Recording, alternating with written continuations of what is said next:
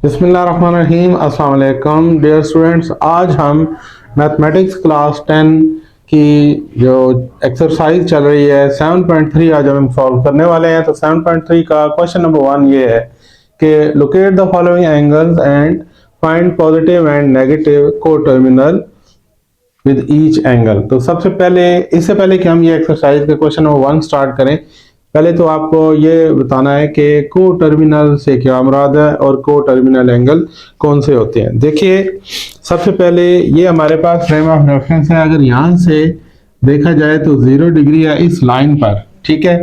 तो यहाँ से जो भी एंगल हम बनाते हैं, सपोज कि ये हमने एक एंगल बनाया और ये 30 डिग्री है, तो आपने नोट किया कि यहाँ से एंगल स्टार्ट होते हैं और हम अगर पॉजिटिव एंगल बनाते हैं तो वो उसकी डायरेक्शन अपवर्ड होती है, जिसको हमने प्रीवियस लेक्चर में भी डिस्कस किया था कि ये एंटी क्लॉकवाइज रोटेशन है। और अगर हम नेगेटिव एंगल बनाते हैं तो वो डाउनवर्ड मूव करता है और वो क्लॉकवाइज रोटेशन पे जाता है। तो सबसे पहले तो ये कि को टर्मिनल क्या है, तो याद रखें ये जो एंगल की बेस लाइन है इसको हम इनिशियल लाइन कहते हैं।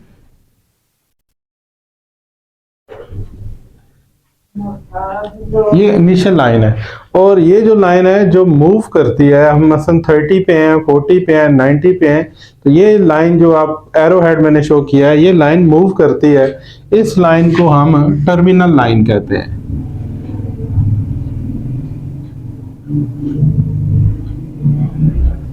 ठीक है, तो अब हम एक एंगल, कोई भी एंगल जब ड्रा करते हैं तो उसकी टर्मिनल लाइन से हम उस एंगल की साइज या वैल्यू बढ़ाते जाते हैं। अच्छा, को टर्मिनल ये है कि ऐसा कौन सा एंगल है कि जिसकी टर्मिनल लाइन इसी जगह पर आके रुकती हो। मिसाल के तौर पर हमने एक एंगल बनाया 30 डिग्री, तो यकीनन ये 30 डिग्री ही की टर्मिनल लाइन है, लेकिन ऐसा कोई और एंगल हो सकता है कि जिसकी भी टर्मिनल लाइन यही हो। तो मिसाल के तौर पर हम यहाँ से एक पूरी रोटेशन पर घूम के आते हैं और वो 360 पर आके वापस 0 पे आ जाता है और फिर उसमें 30 और ऐड कर जाते हैं तो 390 हो जाएगा। और वो 390 एक ऐसा एंगल होगा कि जिसकी टर्मिनल लाइन बिल्कुल 30 डिग्री की टर्मिनल लाइन के एन ऊपर आती है। ऐसे एंगल्स को टर्मिनल एंगल कहते हैं जो किसी दूसरे एंगल की टर्मिनल लाइन से बिल्कुल मैच करते हैं। तो एक्चुअली आज का हमारा जो क्वेश्चन नंबर 1 है वो यही है कि सबसे पहले तो हमने कोई एक एंगल ड्रा करना है, जैसे आप फ्री हैंड ऐसे हाथ से सिंपली या प्रोटेक्टर यूज कर सकते हैं। एंगल ड्रा करने के बाद उसकी को टर्मिनल लाइन भी हमने ट्रेस करनी है कि क्या आती है और उसके को टर्मिनल एंगल पॉजिटिव कौन सा होगा और नेगेटिव कौन सा होगा। तो स्टार्ट करते हैं अपने क्वेश्चन पे। सबसे पहले हमारा क्वेश्चन है क्वेश्चन नंबर 1 का पार्ट नंबर 1, 170 डिग्री। अच्छा, 170 डिग्री को अगर हम फ्रेम ऑफ रेफरेंस पे बनाएं तो इसका एंगल हम बनाते हैं यहां पर ही।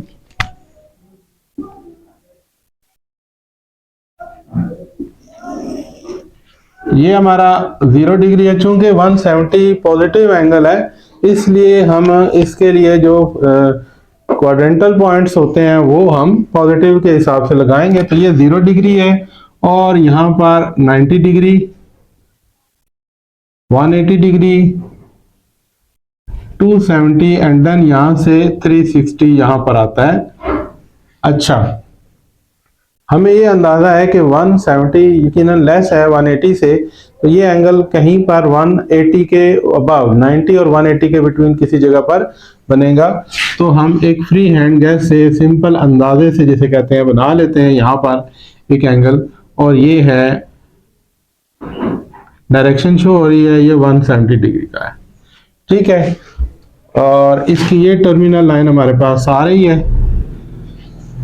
तो देखना ये है कि ऐसा कौन सा एंगल है जिसकी टर्मिनल लाइन यही हो सकती है। तो अगर हम पॉजिटिव बनाना चाहें तो इसका मतलब ये होगा कि ये 360 के बाद वापस 170 कोई एंगल हो सकता है। उसको हम कैलकुलेट कर सकते हैं कि 360 डिग्री प्लस 170 डिग्री। तो देखें इनका सम अगर हम करते हैं तो ये हमारे पास आ जाता है जनाब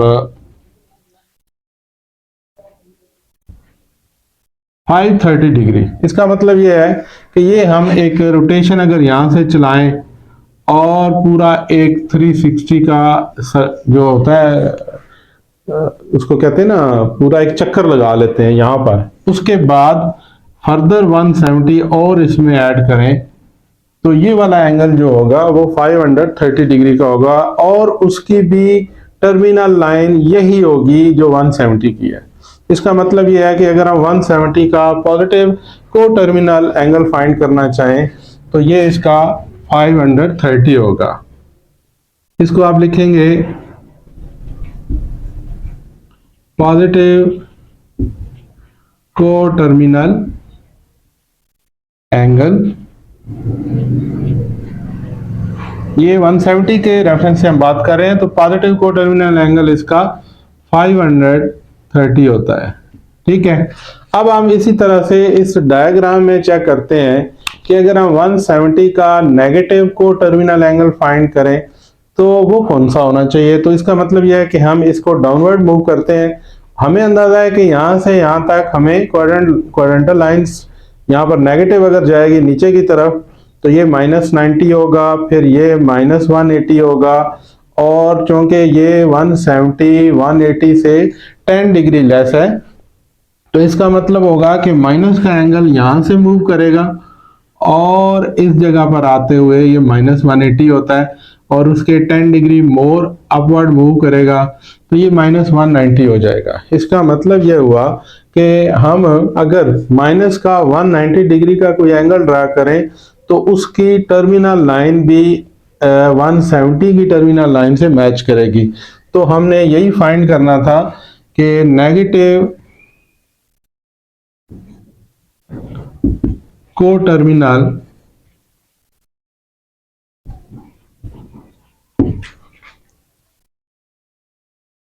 angle of 170 degree is -190 degree. इसका मतलब ये है कि हम -190 डिग्री का अगर कोई एंगल ड्रा करते हैं तो वो 170 डिग्री के टर्मिनल लाइन के ऊपर मैच करेगा। तो पहला क्वेश्चन हमारा ये था कि किसी भी एंगल को सबसे पहले आपने ड्रा करना है, फिर उस एंगल को ड्रा करने के बाद उसके पॉजिटिव और नेगेटिव को टर्मिनल एंगल आपने फाइंड करने हैं। उसके बाद क्वेश्चन नंबर जो 1 का पार्ट नंबर 2 है वो है 780। तो अगर हम 780 का ड्रा करते हैं तो ये वाला क्वेश्चन यहाँ पर मिटा लेते हैं ताकि जगह बने और दोबारा से हम नेक्स्ट क्वेश्चन कर पाए। तो नेक्स्ट यहाँ पर है एंगल 780 पार्ट नंबर 2। अच्छा, इसके लिए आपको पहले फ्रेम बनाना पड़ेगा। क्योंकि ये पॉजिटिव एंगल है तो हम इसके पॉजिटिव जो है ना क्वाड्रेंटल एंगल लगाएंगे 0, 90 डिग्री, 180 डिग्री, 270 एंड देन यहाँ पर 360 आता है। अच्छा, ये चूंकि एक एंगल है जो 360 डिग्री से भी बड़ा एंगल है, इसका मतलब है एक पूरी रोटेशन होने के बाद कोई एंगल बनेगा। तो हम सबसे पहले 780 डिग्री में से 360 लेस करते हैं। अगर 360 से भी बड़ा हो तो उसको देखते हैं कि हमारे पास नेट फाइनली क्या आता है, हमारे पास आंसर क्या आता है इसका। तो देखिए यहाँ पर 2 आ जाता है। अभी हमारे पास 420 है। 420 का मतलब यह हुआ कि हमारे पास एक रोटेशन पूरी होने के बाद भी जो एंगल है वो ग्रेटर देन 360 है। देन फर्दर हम 420 में से 360 फिर माइनस करेंगे क्योंकि ये दूसरा उसमें से रेवोल्यूशन बनेगा, यानी कि दूसरा चक्कर फिर बनेगा इसमें से। तो हमारे पास ये आंसर बनता है 60 डिग्री। इसका मतलब ये है कि अगर हम यहाँ से एक एंगल स्टार्ट करते हैं 780 बनाने के लिए तो सबसे पहले ये पॉजिटिव साइड पर एक पूरा राउंड कंप्लीट करेगा। यहाँ पर ये इसका एक राउंड हुआ, तो राउंड कंप्लीट होने पर इसका जो नेट एंगल यहाँ 360 हो गया, और देन सेकंड राउंड के लिए दोबारा इसको मूव करवाते हैं और ये दूसरा राउंड कंप्लीट करता है। तो 360 और 360 दोबारा दो 360 करने के बाद हमारे पास देन 60 डिग्री फर्दर हमें चाहिए। तो यहाँ पर फर्स्ट क्वाड्रेंट में ये एंगल 60 डिग्री मोर होगा। अगर हम देखें तो एक्चुअली हमारे पास 360 degree plus 360 degree plus 60 degree और ये बनता है 780 डिग्री। यानी कि हमने एक 780 अगर ड्रा करना है तो हमें सबसे पहले इसकी दो रेवोल्यूशंस कंप्लीट करनी है, देन जो थर्ड एंगल होगा वो 60 होगा। इन तीनों एंगल को मिला के तो 780 डिग्री बनता है। ये फाइनली हमारा एंगल जो है वो 780 डिग्री है। अब बात आती है कि इसका को टर्मिनल कौन सा होगा। तो ऐसा एंगल जिसकी साइड यही हो तो बहुत आसान है। एक तो आपको नजर आ रहा है कि अगर हम सिंपली दो राउंड ना लगाते तो सिंपली 60 डिग्री का एक एंगल ड्रा करें तो उसकी टर्मिनल लाइन भी यही होनी चाहिए। तो सबसे पहले तो इसका को टर्मिनल जो है वो 60 डिग्री हो सकता है जो कि पॉजिटिव होगा। तो आप लिखते हैं यहां पर को टर्मिनल ऑफ 7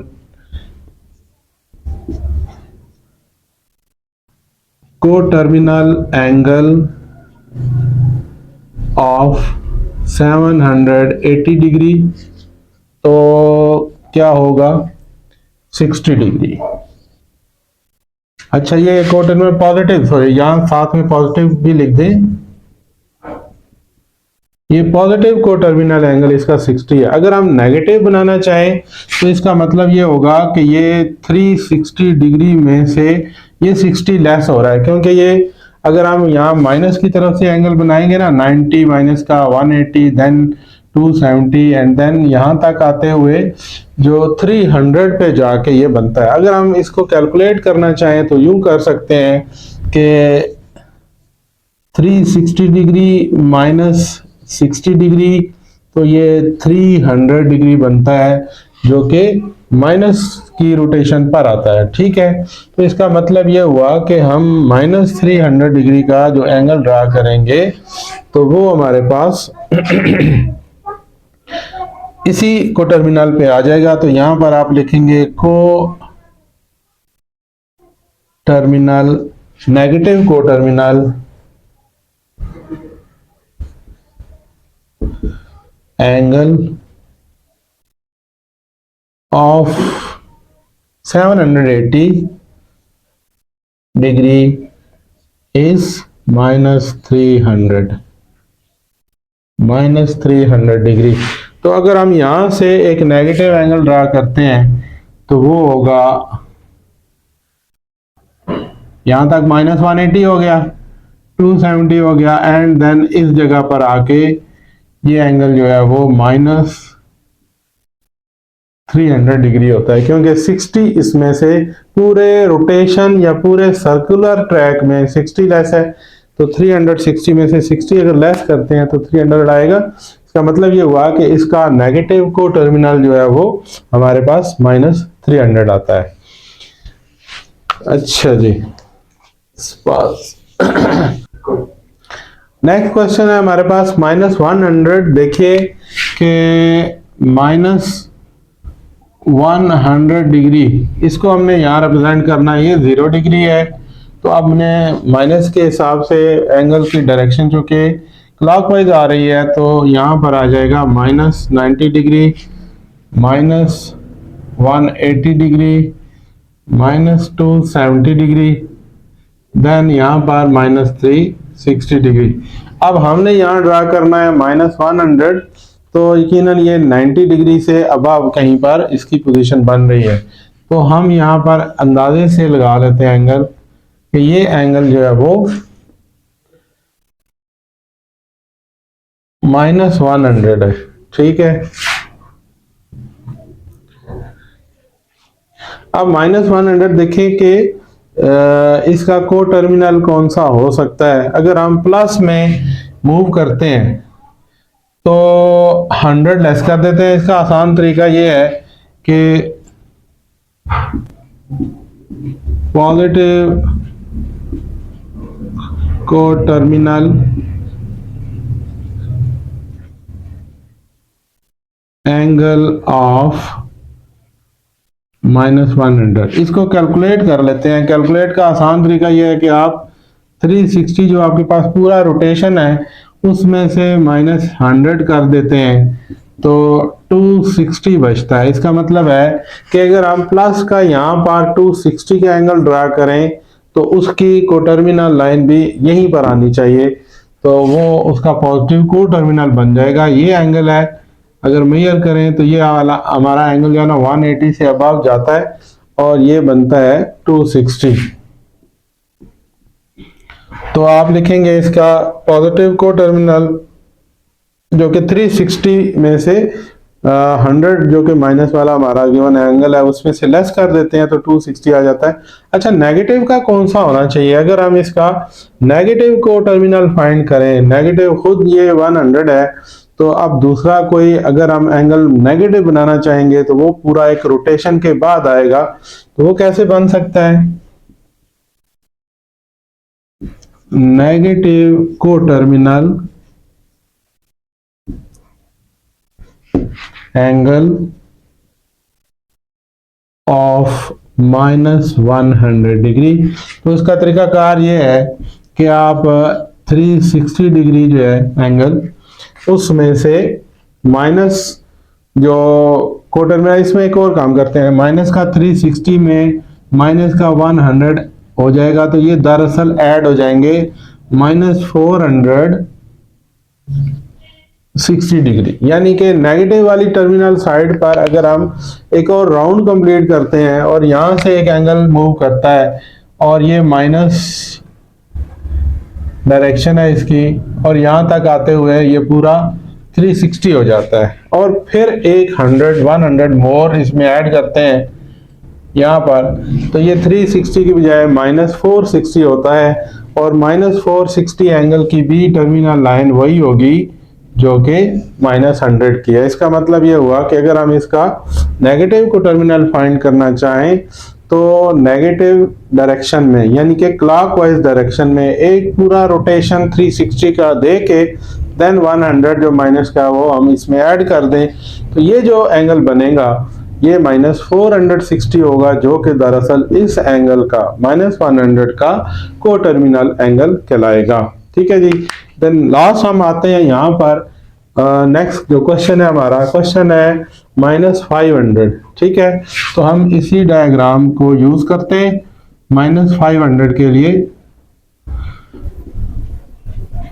चूंकि ये माइनस में गिवन क्वेश्चन है, क्वेश्चन नंबर 1 का पार्ट नंबर 4 -500, तो हमें इसकी नेगेटिव डायरेक्शन यानी कि क्लॉकवाइज डायरेक्शन पे मेंशन करना होगा। ये माइनस यहाँ से डाउनवर्ड मूव करेंगे तो ये आ जाएगा -90 degree, then -180 degree, -270 degree and यहाँ पर आता है -360 डिग्री। अच्छा, चूंकि -500 जो है वो ग्रेटर देन 360 है, इसलिए हम 360 में से 5 या 500 में से 360 जरा सब्ट्रैक्ट करके देख लेते हैं कि हमारे पास क्या कंडीशन बनती है। तो यहाँ पर आ जाएगा 500। सिर्फ आप न्यूमेरिकल वैल्यू लगेंगे, माइनस प्लस का साइन अभी लगाने की जरूरत नहीं है। तो आप माइनस करते हैं 360 तो देखें क्या बचता है हमारे पास, ये 4 और 140। तो माइनस अगर 500 हो और उसमें से हम 360 जो मेन हमारे पास सर्कुलर ट्रैक है उसमें से 500 में 360 निकालने के बाद 140 हमारे पास मैग्नीट्यूड बनता है। तो इट मींस के यहाँ पर एक एंगल अगर मूव करता है और पूरी एक रोटेशन यहाँ पर आती है तो ये इसकी डायरेक्शन चूंकि क्लॉकवाइज है इसलिए ये -360 होगा। तो -360 में जो है अगर -140 और कर दिया जाए तो ये एक्चुअली बनता है -500। ठीक है, तो यहाँ देखें -360 और -140 को अगर हम आपस में ऐड करते हैं तो ये -500 बनता है। इट मीन्स के हम एक रोटेशन कंप्लीट करेंगे और फिर दूसरी रोटेशन में हमें -140 का एंगल बनाना है। तो -140 कहाँ लाई करता है? -90 और -180 के दरमियान किसी जगह पर -140 लाई करता है। तो हम अंदाजे से ये एक लाइन ड्रा कर लेते हैं जो कि कोडेंटल एंगल -90 और -180 के दरमियान कहीं होनी चाहिए। तो ये वाला जो एंगल है जो -500 को रिप्रेजेंट करता है। ठीक है, एक्चुअली ये -360 के बाद -140 फर्दर इसमें ऐड होता है, तब जाके ये -500 आ जाता है। अब इसके को टर्मिनल एंगल कैसे हो सकते हैं या कौन सा हो सकता है? एक तो सिंपली आपको नजर आ रहा है कि अगर हम रोटेशन ना करते तो सिंपली 140 जो माइनस का है वो को टर्मिनल हो सकता था। तो मैं इधर मेंशन कर देता हूँ, लिख देता हूँ कि पॉजिटिव को टर्मिनल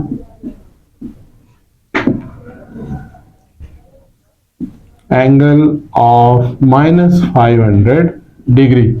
तो इसका पॉजिटिव को टर्मिनल जो होगा वो क्या होना चाहिए? यहां देखते हैं 360 में से 500 माइनस करेंगे तो 360 डिग्री, सॉरी 500 नहीं है, उसमें से 140 माइनस कर लेते हैं जो कि नेगेटिव में 140 है। तो 140 डिग्री इसमें से माइनस कर लेते हैं, ये हमारे पास पॉजिटिव को टर्मिनल आ सकता है। 06 में से 4 माइनस करते हैं 2 बचता है, 3 में से 1 माइनस करें 2, तो 220 जो है ये बनेगा। अगर हम इसमें से 220 का एंगल ड्रा करते हैं तो उस एंगल की जो टर्मिनल लाइन है वो यही होगी 220 डिग्री। पॉजिटिव को टर्मिनल तो इसका ये है। और अगर हम इसका नेगेटिव को टर्मिनल बनाना चाहें तो वो सिंपली है, नेगेटिव को टर्मिनल एंगल ऑफ -500 डिग्री। तो नेगेटिव को टर्मिनल क्या होगा? यहां से लेके यहां तक सिंपली 140 है माइनस का, उसकी को टर्मिनल यही बन रही है। तो आप लिखेंगे कि नेगेटिव को टर्मिनल एंगल ऑफ 500 जो है वो हमारे पास बनता है -140, यानी कि यहां पर अगर हम -140 डिग्री एंगल ड्रा करते हैं तो उसकी भी टर्मिनल लाइन यही बनती है। और पॉजिटिव अगर हम करना चाहें तो वो 220 एंगल होगा जिसकी टर्मिनल लाइन सेम होगी। तो ये हमारा आज का यहाँ पर क्वेश्चन नंबर 1 कंप्लीट होता है। नेक्स्ट क्वेश्चन है, नेक्स्ट क्वेश्चन नंबर 2 है हमारे पास। क्वेश्चन नंबर 2 है, identify the closest quadrantal angle between which the following angle lies. अभी हम जो क्वेश्चन नंबर 1 आप कर रहे थे उसमें आपने देखा था कि ये जो लाइंस है मैंने आपको बताया भी था, ये जैसे है 0 degree, 90 degree, 180 degree and 270 degree. ये जो लाइंस हैं इनको क्वाड्रेंटल लाइंस कहते हैं।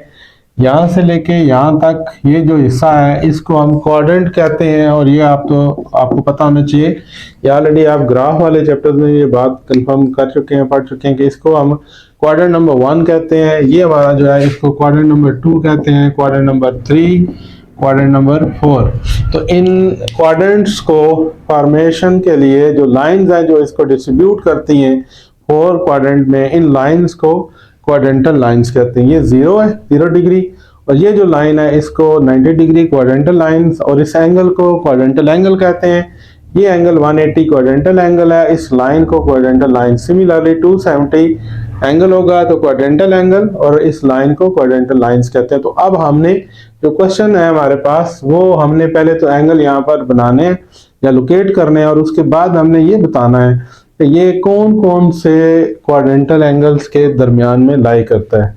मिसाल के तौर पर हम क्वेश्चन नंबर 1 पे आते हैं। क्वेश्चन नंबर 1 है 156 डिग्री। तो 156 डिग्री जो है ये पॉजिटिव एंगल है। तो हम इसको यहाँ पर बनाने से पहले थोड़ा एस्टिमेट करते हैं कि ये 90 से तो बड़ा है और 180 से छोटा। इसका मतलब ये है कि 90 180 के बीच में कहीं पर ये लाई करेगा। तो ठीक है, तो अभी हम यहाँ पर इसको ड्रा करते हैं, अंदाजे से अप्रॉक्सीमेटली ये ड्रा कर देते हैं। ठीक है, तो सपोज ये हमारा एंगल जो है 156 डिग्री है। तो अब ये बताएं, गौर से देखें और बताएं कि ये किन दो एंगल के दरमियान लाई कर रहा है। तो ये देखें, ये 90 डिग्री और 180 डिग्री के बीच में लाई कर रहा है। तो हमने ये दो एंगल मेंशन करने हैं कि 156 का जो क्वाड्रेंटल एंगल है वो कौन सा होगा या कौन से एंगल होंगे। तो आप लिख सकते हैं quadrantal angle of 156 degree is, तो ये दो एंगल होते हैं, एक आप लिखेंगे 90 डिग्री एंड 180 डिग्री। ठीक है, ये हमारा एक क्वेश्चन जो है यहाँ पर कंप्लीट होता है। इसी तरह से हम बाकी भी करते हैं। दूसरा है कि 318 फ्रेम आप यहाँ दोबारा से बना सकते हैं शॉर्टली। ये हमारा 0 है, 90 डिग्री, 180 डिग्री एंड 270 डिग्री। तो हमने यहाँ मेंशन करना है 318। तो कहाँ होगा 318 में? एक तो पता है कि ये 0, 90, 180, 270, ये 270 से भी ग्रेटर है और ये 360 से लेस है। तो फाइनली क्वाड्रेंट नंबर 4 में ये किसी जगह पर लाई करता है। यहाँ से इस एंगल का डायरेक्शन शो करेंगे और यहाँ पर ये बन रहा है 318 डिग्री। तो इसका मतलब ये है कि यहाँ पर इसके दो जो क्वाड्रेंटल एंगल हो सकते हैं वो कौन से हो सकते हैं? या तो ये 270 है और या फिर ये 360 है। ठीक है ना, 0 अपवर्ड डायरेक्शन है 0 और डाउनवर्ड पे 360 है। तो ये हो जाएगा क्वेश्चन नंबर 2 हमारा। Question number 2, the quadrantal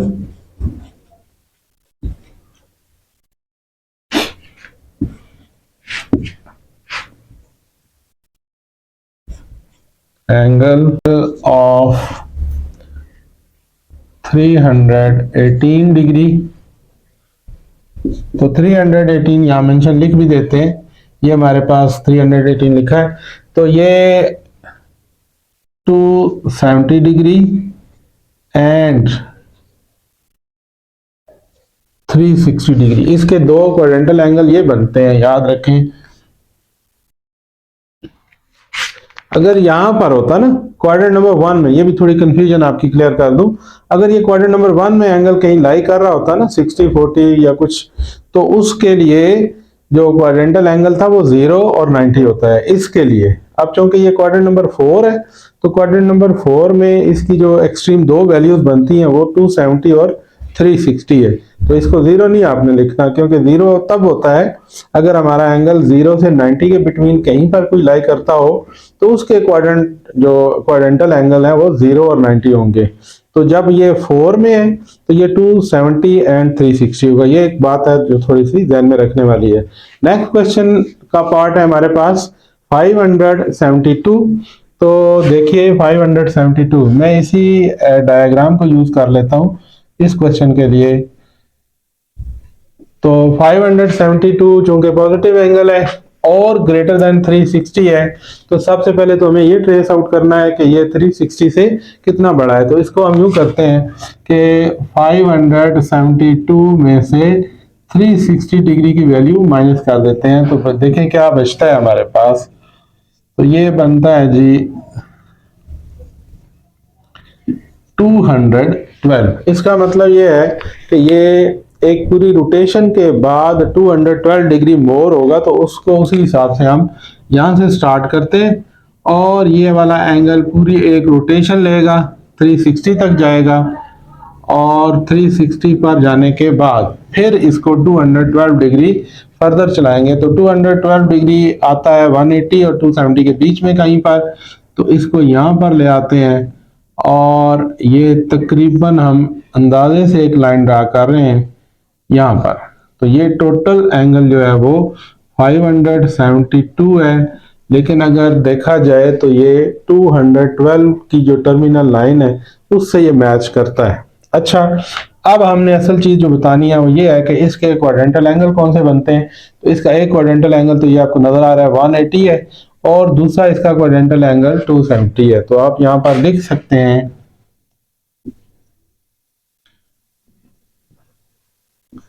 quadrantal angle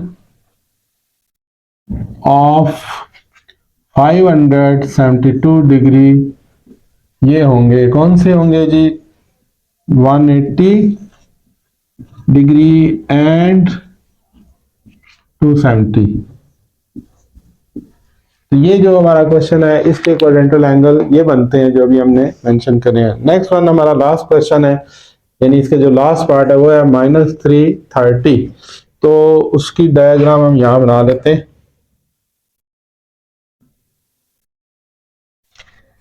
-330 जैसे कि आपको नजर आ रहा है ये 330 डिग्री माइनस का है, और हमारे पास पूरा एक जो सर्कुलर ट्रैक है यानी पूरा सर्कल है उसमें -360 एंगल होते हैं। इसका मतलब है 360 में से 330 लेस किया जाए तो 30 डिग्री बचता है।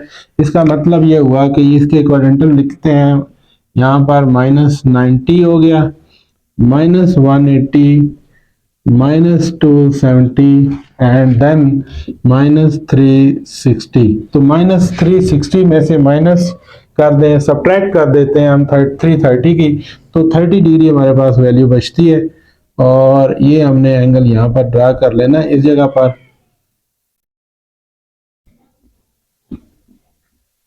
30 डिग्री, और इसकी डायरेक्शन हम देते हैं यहां से डाउनवर्ड।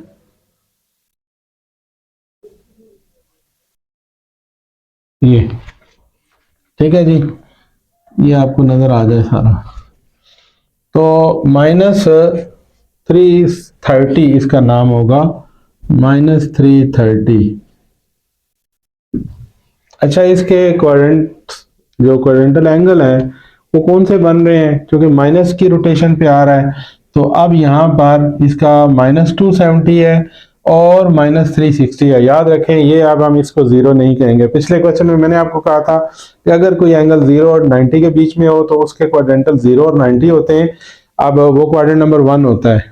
इत्तेफाक की बात है कि ये क्वेश्चन में वैल्यू क्वाड्रेंट नंबर 1 में आ रही है, लेकिन फिर भी इसका यहाँ 90 नहीं लिखा हुआ। आपने खुद देखा है ना, यहाँ पर -270 है और यहाँ पर -360 है, तो इसको जीरो नहीं पढ़ना है। अब यहाँ के माइनस के क्वेश्चन आ रहा है तो उसके क्वाड्रेंटल एंगल -270 और -360 है। अगरचे ये क्वाड्रेंट नंबर 1 है, लेकिन क्वाड्रेंट नंबर 1 में नेगेटिव एंगल अगर लाई करता है तो उसके अपने क्वाड्रेंट है, और अगर पॉजिटिव होगा तो उसके क्वाड्रेंटल एंगल अपने होंगे। इसका मतलब होगा कि यहाँ पर इसके जो क्वाड्रेंटल एंगल है वो क्या बनेंगे,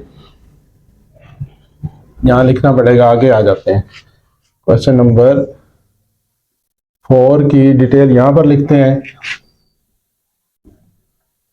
quadrantal angle of -330 degree is, तो इसके होंगे -270 डिग्री एंड -360 डिग्री। यहां पर ये क्वेश्चन कंप्लीट होता है।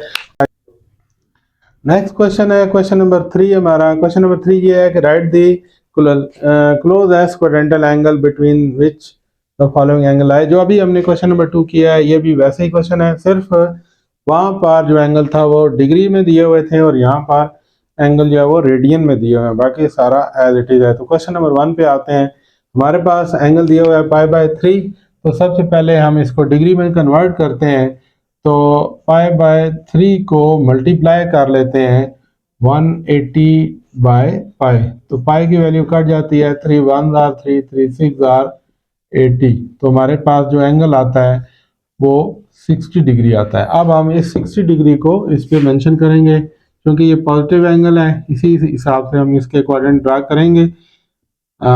90 डिग्री, 180, 270, तो 60 ड्रा करना है। ये 60 डिग्री यहां पर आ रहा है, तो इसके जो क्वाड्रेंटल एंगल है वो होंगे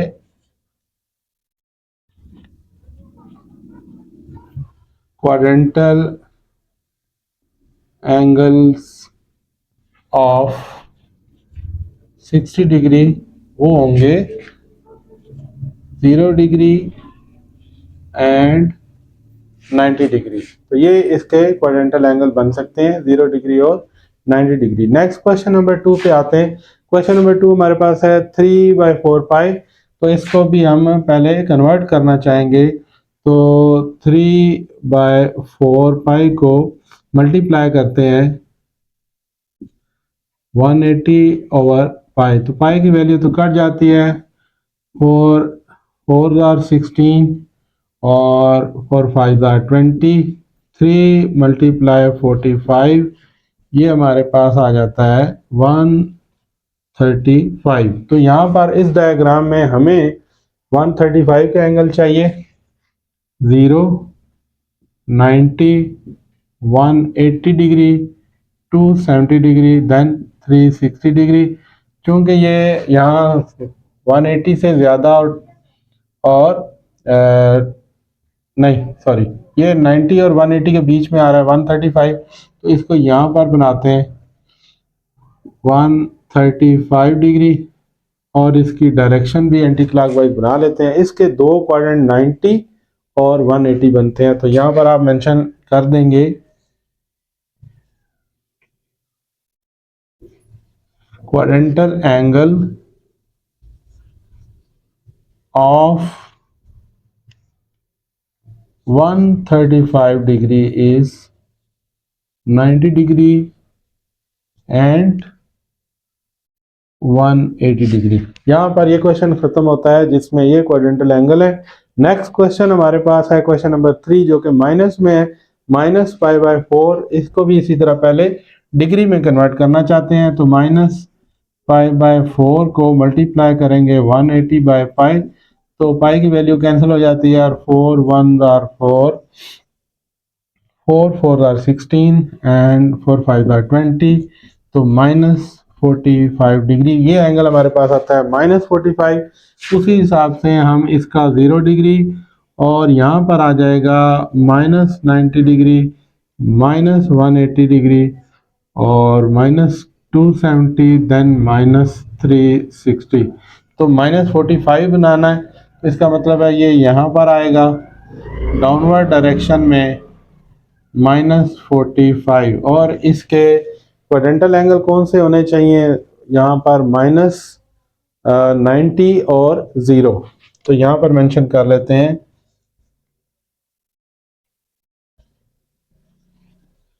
क्वाड्रेंटल एंगल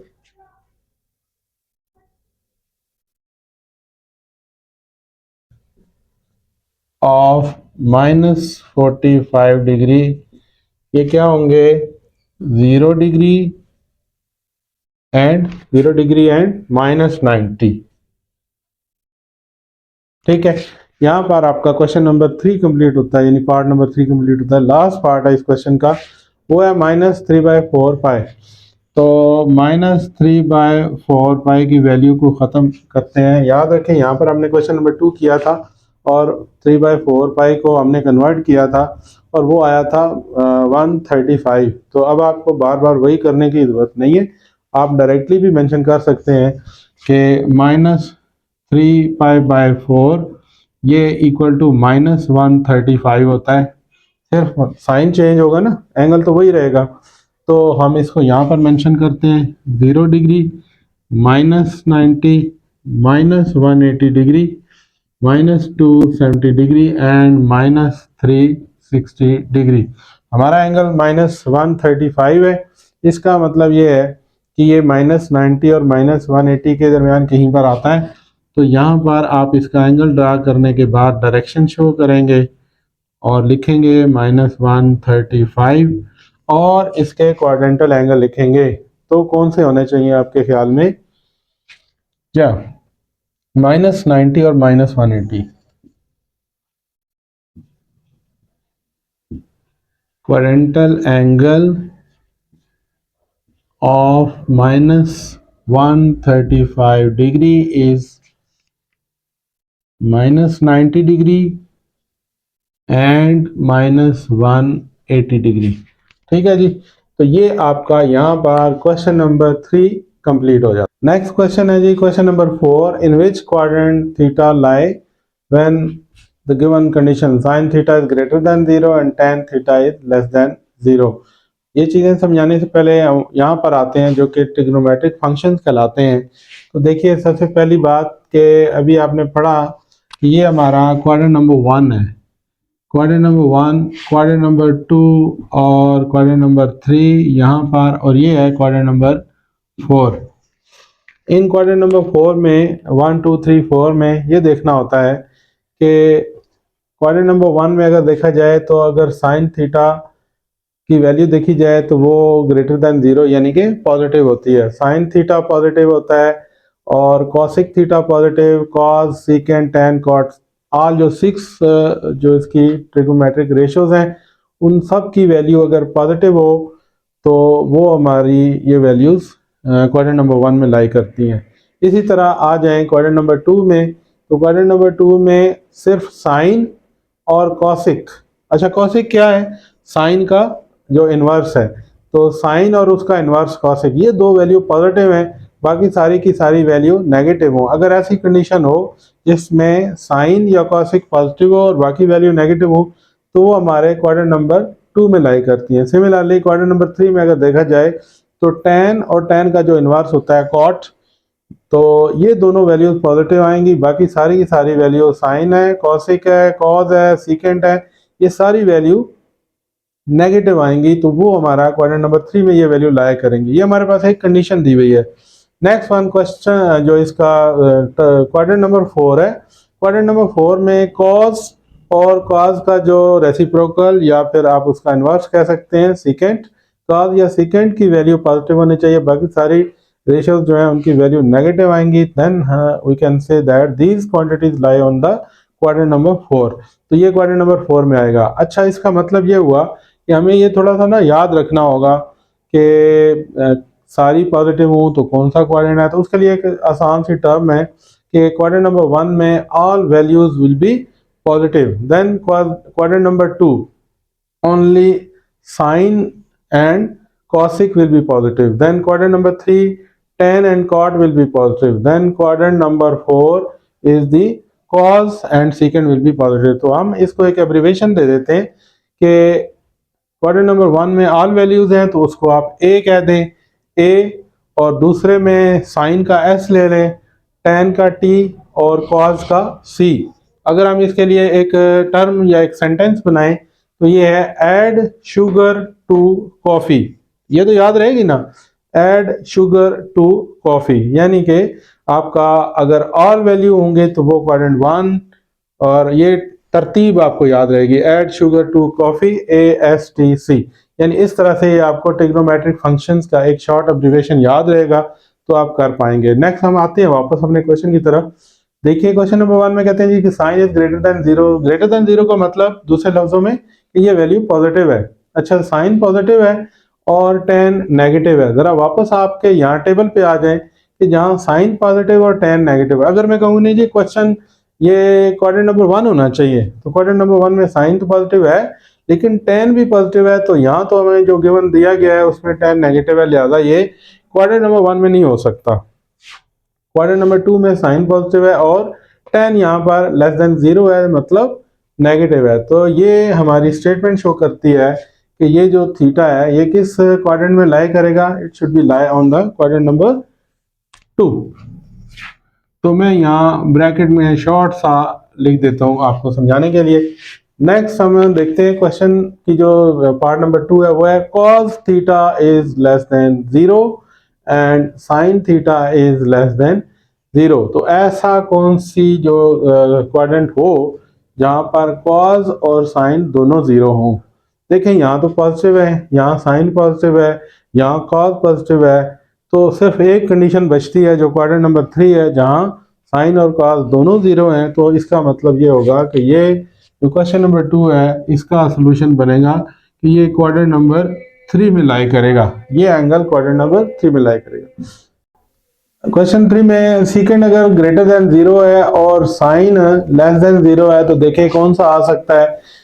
सीकेंड 0 हो, सीकेंड ग्रेटर देन 0 हो और साइन लेस हो, तो सीकेंड जो है वो चौथे क्वाड्रेंट में ग्रेटर देन 0 है और साइन लेस देन 0 है। इसका मतलब ये हुआ कि ये हमारा क्वेश्चन जो है इसमें एंगल लाई करेगा क्वाड्रेंट नंबर 4 में। तो ये चीज आपने गौर से देखनी होती है। Next question number 4, cos less than 0, tan less than 0। तो tan यहाँ तो पॉजिटिव है, cos यहाँ पॉजिटिव है, ये दो तो हो ही नहीं सकते। पहला नहीं हो सकता क्योंकि इसमें तो सारे पॉजिटिव हैं। तो फिर देख लें यहाँ पर आपके पास आ सकता है cos less than, tan less than, दोनों नेगेटिव हैं। तो ये आपका क्वाड्रेंट नंबर 2 है जिसमें cos और tan दोनों ही लेस देन 0 है यानी कि नेगेटिव है। तो ये क्वाड्रेंट नंबर 2 में लाई करेगा। Next question number 5, cosic greater than 0, cos greater than 0। तो ये देखिए cos और cosic दोनों ग्रेटर देन 0 है। इट मींस कि ये क्वाड्रेंट नंबर 4 में लाई करता है।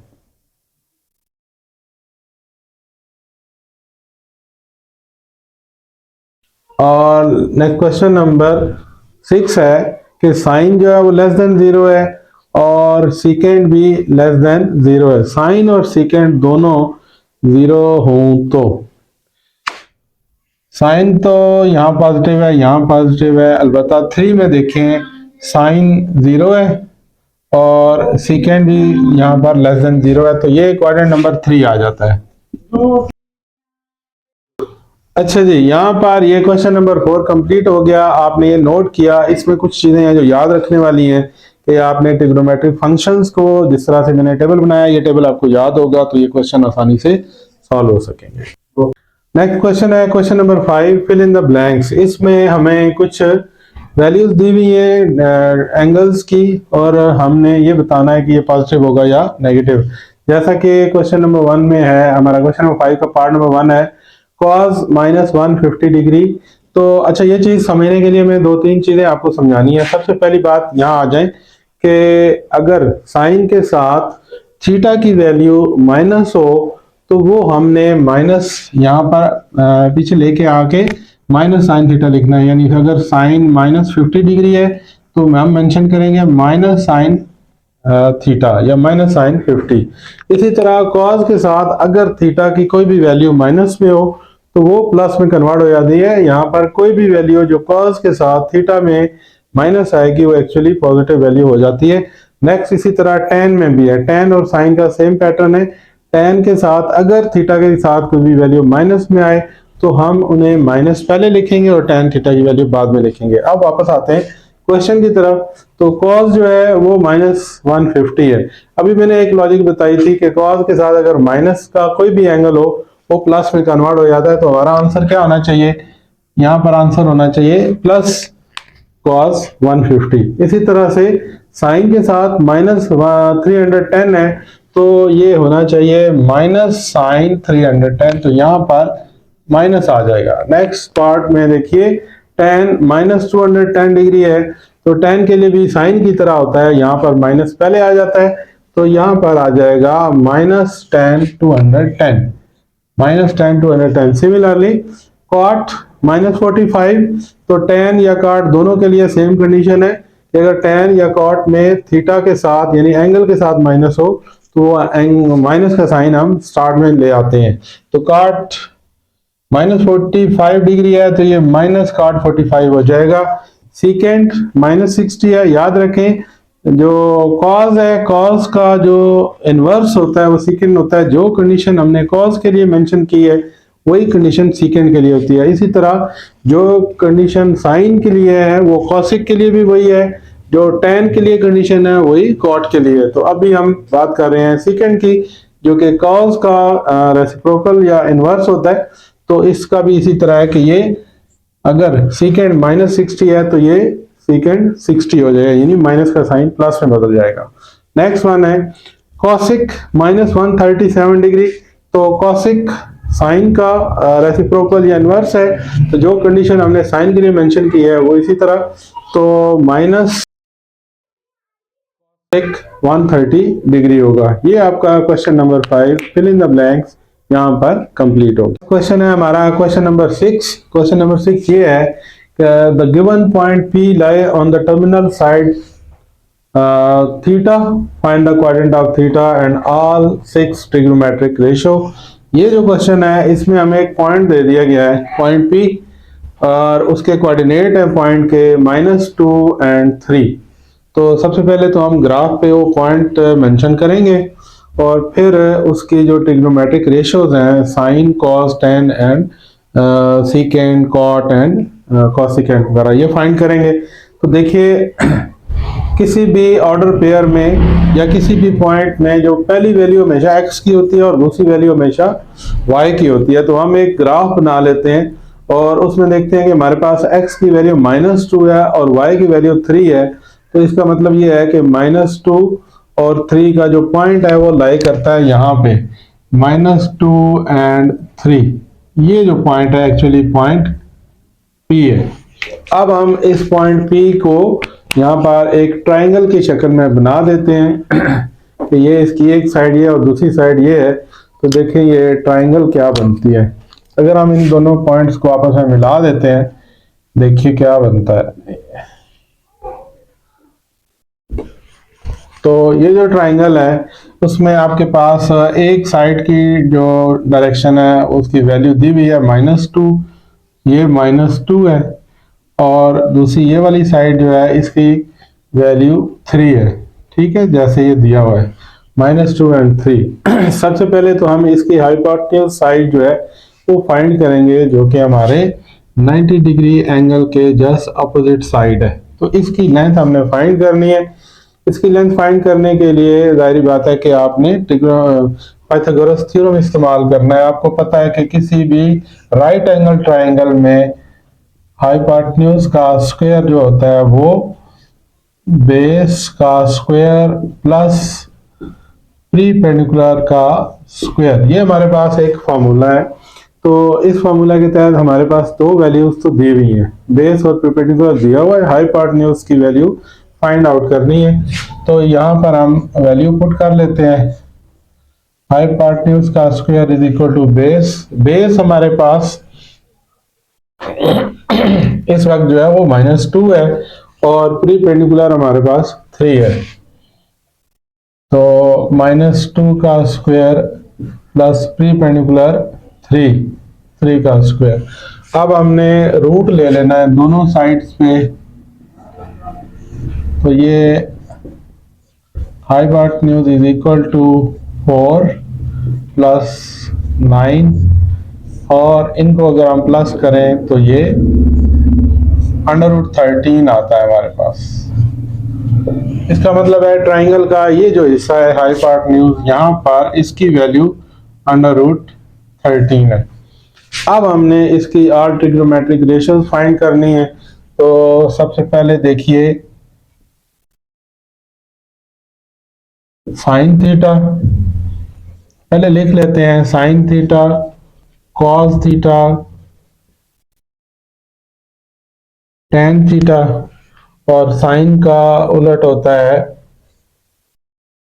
कॉसिक थीटा, कॉस का उलट होता है secant theta, and number 6 ten का उलट होता है कॉट थीटा। सबसे पहले हम देखते हैं साइन का। अच्छा, आपको ना साइन, कॉस और टेन इनके फॉर्मूला आने चाहिए ट्रिग्नोमेट्रिक रेशियोज के लिए। तो इसके लिए कुछ एब्रीवेशन भी होते हैं। मिसाल के तौर पर वैसे तो साइन का फार्मूला होता है sine theta is equal to होता है प्रीपेंडिकुलर ओवर हाइपोटेन्यूज। इसी तरह से कॉस का टेन का फार्मूला होता है। इसके लिए बड़ा एक इंटरेस्टिंग सा सेंटेंस है, अगर आप वो याद रखें तो फिर आपको ये नहीं भूलेगी रेशो। सेंटेंस होता है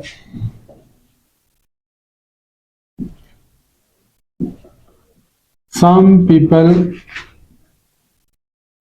have curly brown hair, curly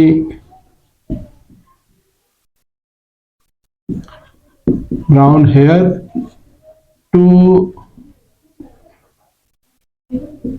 proper brush।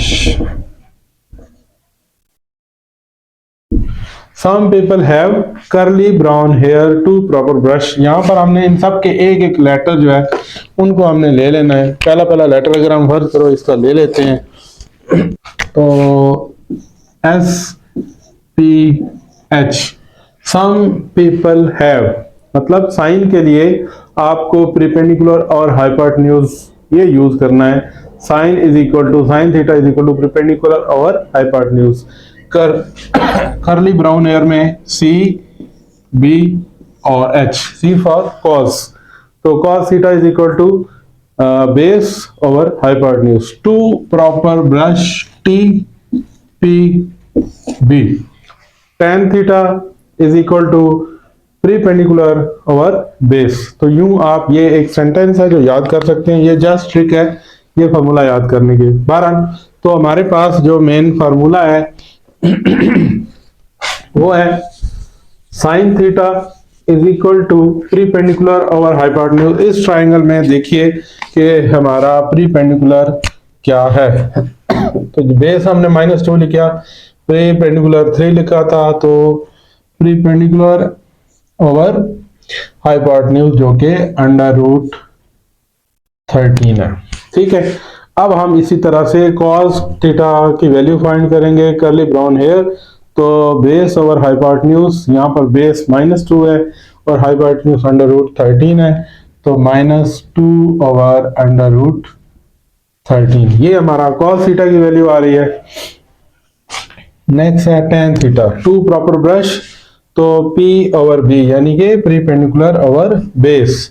तो प्रीपेंडिकुलर था हमारे पास 3 और बेस था -2, तो माइनस यहाँ पर कॉमन एरिया में आ जाएगा, -3/2 हम इसको लिखेंगे। नेक्स्ट वन है कॉसिक थीटा, साइन का उलट या रेसिप्रोकल कॉसिक होता है। जो वैल्यू साइन की है उसको उल्टा दें तो वो कॉसिक की वैल्यू आ जाती है। साइन अगर 2/√3 है तो कॉसिक हो जाएगा √3/2 13 सॉरी √13/3 इस वैल्यू को इन्वर्स कर देंगे। सीकेंड थीटा, सीकेंड होता है cos का उलट, cos है -2/√13 है, तो सीकेंड जो होगा √13/-2 होगा, √13/2। देन लास्ट है कॉट, तो curly brown hair cot theta, तो कॉट थीटा जो है वो बराबर होता है tan की वैल्यू -3/2 है, तो कॉट उसका उलट हो जाएगा, तो -2/3। अगर आपको बेसिक 3 जो रेशोज हैं वो सही याद हो जाएं, उनका फॉर्मूला समझ आ जाए, तो अगली 3 उन्हीं को उल्टा देने से हासिल हो सकती हैं। साइन, और साइन का उलट होता है कॉसिक, कॉस का सीकेंट, tan का कॉट। इस तरह से ये 6 ट्रिग्नोमेट्रिक रेशियो इस क्वेश्चन की यहाँ पर कंप्लीट होती है। नेक्स्ट क्वेश्चन हमारे पास है क्वेश्चन नंबर 6 का पार्ट नंबर 2, -3 एंड -4। जो हमारे पास पॉइंट P दिया हुआ है उसके दो जो कोऑर्डिनेट हैं, एक है -3 और एक है -4। अगर हम ग्राफ पेपर पर उनको शो करें तो x माइनस का है और y भी वो माइनस का है, तो -3 यहाँ पे और -4 यहाँ पे, तो पॉइंट यहाँ पर लाई करता है इस जगह पर। इस पॉइंट की वैल्यू है -3 और -4। तो देखिए ट्राइंगल हमारे पास ये बन रही है। अगर देखा जाए तो इसकी जो x की या बेस की वैल्यू बन रही है वो बन रही है -3 और परपेंडिकुलर की वैल्यू -4 है। तो हाइपोटेन्यूज की यहाँ पर वैल्यू नहीं है हमारे पास, ये हमने सबसे पहले फाइंड आउट करनी है, कैलकुलेट करनी है, और उसके बाद फिर हम उसके ट्रिग्नोमेट्रिक रेशियोज फाइंड करेंगे। तो फार्मूला वही कि हाइपोटेन्यूज का square is equal to base का स्क्वायर प्लस परपेंडिकुलर का square.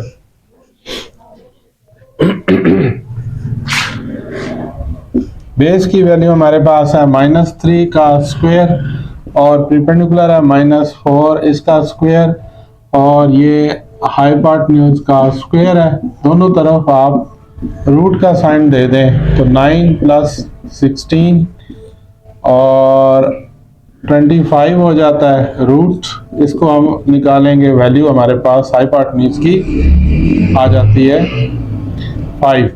Hypotenuse is equal to 5। अब हमने इसको देखना है कि यहाँ पर वैल्यू आ रही है, सॉरी 5 यहाँ पर लिखेंगे ना, तो साइन कॉस टाइम सारी रेशोज यहाँ मेंशन करते हैं। तो ये साइन थीटा जो होता है वो परपेंडिकुलर ओवर हाइपोटेन्यूज है, तो -4/5 हो जाएगा, -4/5। तो कॉस थीटा जो है वो अजान अच्छा, तो cos थीटा की वैल्यू होती है curly brown hair base over hypotenuse, तो यहाँ पर बेस है -3, तो -3/5 आ जाएगा। cos tan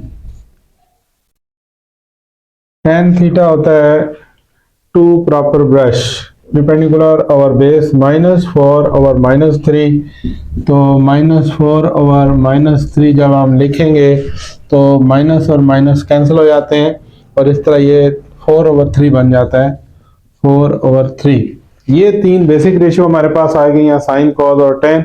इनका जो इन्वर्स है वो हम यहाँ पर लिख लेते हैं।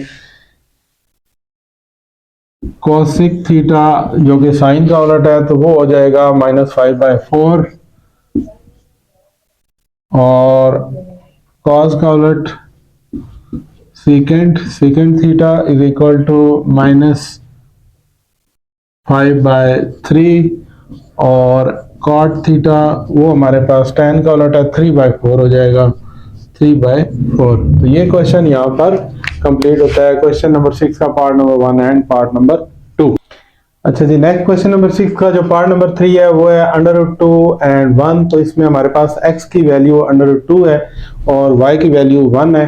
तो हम x की वैल्यू को कैलकुलेट करके भी मालूम कर सकते हैं पॉइंट्स में। अगर हम कैलकुलेटर की मदद से √2 फाइंड आउट करें तो ये 1.41 समथिंग आता है। तो चाहे तो आप एज इट इज लिख दें, यानी कि उस सूरत में आपको छोटा ग्राफ चाहिए होगा जिसके स्मॉलर सेल भी होने चाहिए। अगर आप वो उस चक्कर में नहीं पढ़ना चाहते, वैसे ये होता है कि अगर आप बड़े सेल बनाते हैं तो हर एक बड़ा सेल जो है उसके नीचे फिर सब सेल बनाने पड़ते हैं आपको 10 छोटे खाने, और उसको आप काउंट करें तो 1 और 1 के बाद जो है वो अगर आप 4 छोटे सेल को सेलेक्ट करते हैं तो 1.4 हो जाता है, 1.1, 1.2, 1.3, इस तरह 1.4 तक मेंशन कर सकते हैं कि वो कौन सा पॉइंट आता है। एक तो बात ये है। दूसरा ये है कि अगर आप उसको पॉइंट्स में नहीं शो करते, डायरेक्ट अंडर रूट में भी शो कर दें, क्योंकि हमने यहाँ इस क्वेश्चन में एक्चुअली उसकी ट्रिग्नोमेट्रिक रेशियो फाइंड करनी है। दूसरा ये देखना है कि हमारा थीटा कहाँ लाई करता है, तो हमने एग्जैक्ट पॉइंट जरूरी नहीं है।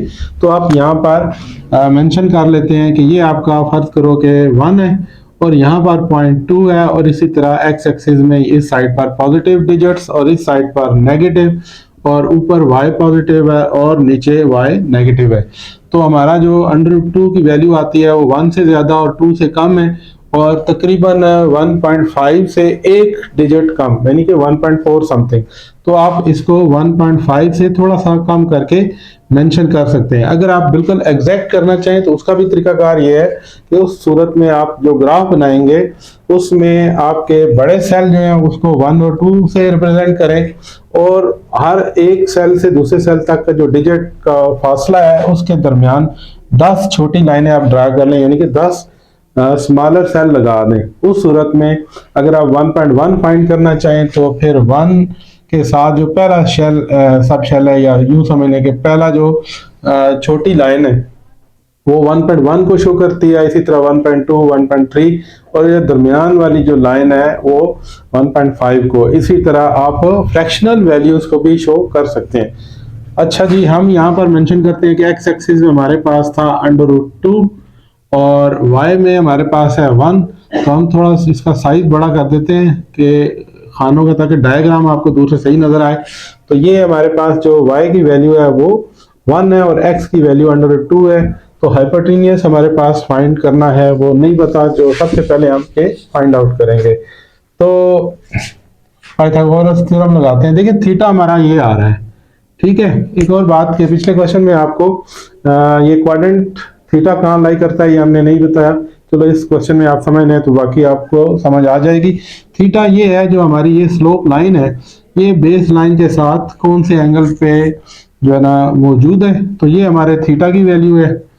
अच्छा, एक और मजे की बात, ये आपको ट्रिग्नोमेट्रिक रेशो याद करने में आसानी होगी कि थीटा के सामने वाली जो लाइन होती है हमेशा वो परपेंडिकुलर लाइन होती है, और थीटा के साथ एडजेसेंट लाइन जो होती है वो बेस लाइन होती है। अगर आप इस क्वेश्चन में परपेंडिकुलर ट्रेस करें तो आप कैसे ट्रेस करेंगे, ऐसा एक और ऑप्शन भी हो सकता है कि आपके पास राइट एंगल ट्राइंगल ऐसी है कि यहाँ पे भी 45 है और यहाँ भी 45 हो सकता है, ये 90 डिग्री है, और आपको इन दोनों में से कोई एक एंगल दे दिया जाता है, दूसरा एंगल नहीं दिया जाता। अगरचे वो अंडरस्टूड है 45 होगा लेकिन एक दिया हुआ है, तो फिर आप इसमें से बेस किसको कहेंगे और परपेंडिकुलर, तो जो एंगल मौजूद है उसके सामने वाली साइड जो है वो हमेशा परपेंडिकुलर होती है। बस ये एक टेक्निक याद रखें, गिवन एंगल के सामने वाली अपोजिट लाइन परपेंडिकुलर लाइन और उसके साथ जो एडजेसेंट लाइन होगी वो बेस होगी। तो यहाँ पर देखें हमारे पास परपेंडिकुलर लाइन जो है उसकी वैल्यू 1 है, ठीक है। तो हम इसकी पाइथागोरस थ्योरम लगा के वैल्यू फाइंड कर लेते हैं हाइपोटेन्यूज की, तो वो हमारे पास आ जाता है हाइपोटेन्यूज का square is equal to perpendicular हमारे पास 1 है उसका स्क्वायर प्लस बेस हमारे पास √2 है इसका स्क्वायर, और सारे के ऊपर रूट लगा देते हैं बोथ साइड्स, तो हमारे पास वैल्यू आती है 1 का स्क्वायर 1 ही होता है, √2 का स्क्वायर जब होगा तो 2 रह जाएगा, और ये हमारे पास वैल्यू आती है हाइपोटेन्यूज इज इक्वल टू √3, ठीक है जी। अब समझे कि ये वाली वैल्यू हमारे पास √3 आ गया। अब हम ऑल 6 रेशियो इसकी मदद से फाइंड कर सकते हैं। तो साइन थीटा जो है वो होता है परपेंडिकुलर ओवर हाइपोटेन्यूज, परपेंडिकुलर यहाँ दिया हुआ है 1, हाइपोटेन्यूज दिया हुआ है √3। Cos theta base over hypotenuse, तो बेस हमारे पास है √2 और हाइपोटेन्यूज है √3। इसको आप √2 बाय √3 भी कर सकते हैं, और इसको कॉमनली √ लगा के 2/3 ऐसे भी लिख सकते हैं। उसके बाद tan थीटा होता है 2 proper brush perpendicular over base, perpendicular 1 है, बेस √2 है, तो 1 ओवर √2 ये हो गया। अगर हम इसी की फर्दर जो 3 मोर रेशोज है वो फाइंड करना चाहें तो वो हम इस तरह से फाइंड कर सकते हैं कि इन्हीं को उल्टा देते हैं। मसलन साइन है तो कॉसिक थीटा √3, 3/1 लिखने की जरूरत नहीं है, डिनोमिनेटर अगर 1 हो तो वो अंडरस्टूड होता है और उसे लिखा नहीं जाता। उसके बाद कॉस है तो सीकेंट थीटा वो है 3/2 उसके बाद tan का उलट कॉट थीटा की वैल्यू हमारे पास √2/1 है, तो 1 लिखने की जरूरत नहीं है, तो ये हमारे पास उसकी ऑल 6 रेशियोज आ गई हैं। और थीटा कहाँ लाई कर रहा है, थीटा लाई कर रहा है क्वाड्रेंट नंबर 1 में, ये भी आखिर में मेंशन करना होता है। तो आप लिखेंगे एंगल थीटा लाई इन क्वाड्रेंट 1, ठीक है। क्वेश्चन जो 6 का पहला और दूसरा पार्ट है उसमें हमने थीटा कहाँ लाई करता है ये नहीं बताया, लेकिन आप इस क्वेश्चन से उस क्वेश्चन को भी देख लीजिएगा कि थीटा वहां पर कहाँ लाई करता है। कि अगर आप थीटा फाइंड करना चाहें तो ये देख लेंगे कि थीटा हमारा परपेंडिकुलर से जो आमने सामने वाला एंगल होता है, जिस एंगल के सामने वाली लाइन परपेंडिकुलर है वो एंगल आपका थीटा एंगल कहलाता है, और उसका फिर आपने क्वाड्रेंट मेंशन कर देना है। क्वाड्रेंट नंबर 1 ये है, quadrant number 2, 3 and quadrant number 4। तो यहाँ पर आज का ये जो हमारा लेक्चर है कंप्लीट होता है। एक्सरसाइज काफी बड़ी है तो इसको हम कोशिश करते हैं कि 2 लेक्चर्स में कंप्लीट करें। तो क्वेश्चन नंबर 6 तक आज का लेक्चर यहाँ कंप्लीट होता है। इंशाल्लाह इसका बकिया पार्ट के साथ फिर आपके सामने हाजिर होंगे। Thank you, Allah Hafiz.